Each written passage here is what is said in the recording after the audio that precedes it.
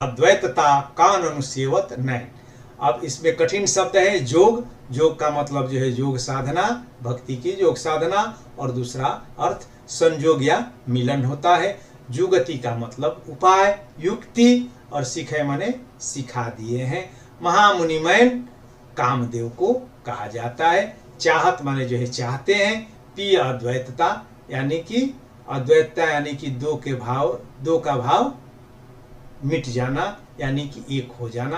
काननु यानी कि कारणु के दो अर्थ निकलेंगे, एक कान और दूसरा कानन मतलब जंगल वन। सेवत माने सेवन करना, और नैन का मतलब आंखें।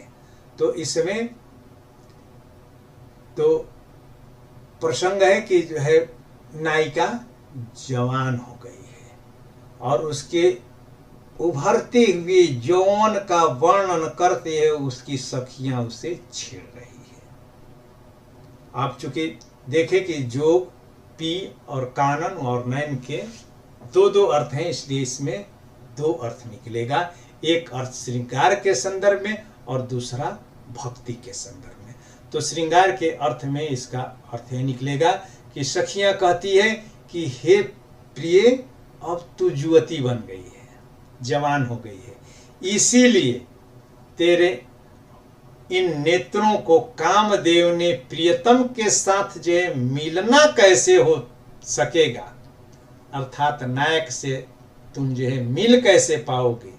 और जो दो का भाव है यानी कि तुम जो है अलग अलग अभी हो, एक दूसरे में जो है विलीन कैसे हो पाओगी, एकाकार कैसे हो पाओगी, इसकी सारी युक्तियां तुम्हें सिखा दी है। इसी से तुम्हारे ये नेत्र तुम्हारे प्रियतम का दर्शन करने के लिए कान तक बढ़ गए हैं, यानी कि बड़े बड़े हो गए हैं। कान तक बढ़ना का मतलब बड़ा बड़ा हो जाना, बड़ा बड़ा हो जाना, आकार में वृद्धि हो जाना। और भक्ति के संदर्भ में होगा कि सखियां कहती है कि हे सखी, तुम अब जवान हो गई हो,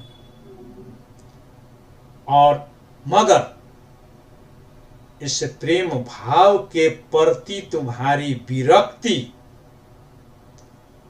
बड़ी विचित्र है। ऐसा लगता है कि जो महामुनि कामदेव हैं, वो कामदेव तो जो है प्रेम करना सिखाते हैं, मगर उस कामदेव ने तुम्हारे इन नेत्रों को योग साधना की युक्तियां सिखाती है, जिससे कि ये तुम्हारे नेत्र रूपी जोगी प्रिय अर्थात परमात्मा